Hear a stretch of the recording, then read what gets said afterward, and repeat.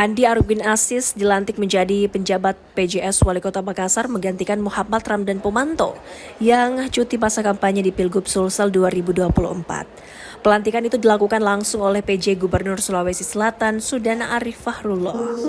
Pelantikan Andi Arwin Aziz berlangsung di Aula Tudang Sipulung, Rumah Jabatan Gubernur Sulsel, Jalan Sungai Tangkak, Makassar, pada Selasa sore. Jajaran pejabat pemerintahan provinsi Pemprov dan pemerintah kota turut hadir dalam prosesi pelantikan.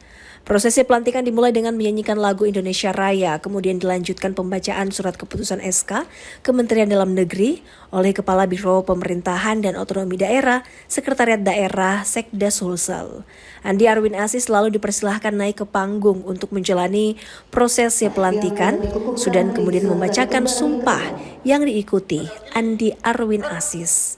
Sebagai informasi, Andi Arwin Aziz dilantik menjadi PJS Wali Kota Makassar pada 24 September 2024. Dalam surat keputusan itu, Mendagri turut mengangkat Andi Arwin Aziz sebagai PJS Wali Kota Makassar dengan masa jabatan paling lama 2 bulan.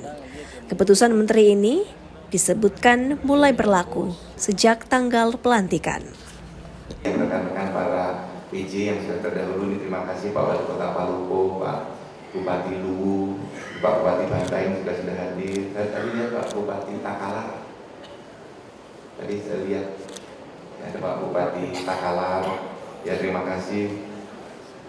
Juga teman-teman semuanya dari Forkompimda 5 kabupaten, teman-teman semuanya, para kepala OPD yang sudah hadir. Mari saling mendukung, mari saling menguatkan, mari saling menjaga. Cara menguatkan dan menjaga itu seperti kalau kita melihat Ibu Bapak seperti tata surya itu. Ada matahari, ada rembulan, ada planet-planet yang mengitari matahari. Ada Merkurius, Venus, Mars, Jupiter. Itu sama dengan di daerah. Episentrumnya yang jadi matahari itu bupati. Kepala OPD itu seperti planet mengitari episentrumnya. Kalau di provinsi